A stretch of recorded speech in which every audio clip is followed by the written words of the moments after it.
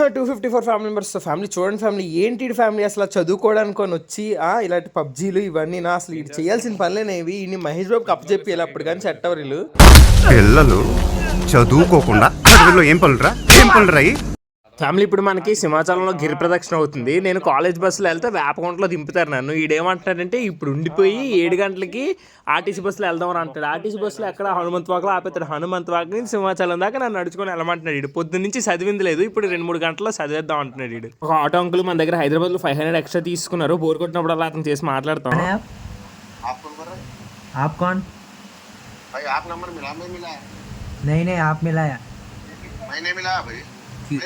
अरे कल कॉल किया ना, कल आपने कॉल किया ना? कल हाँ वही हम यहाँ रहते.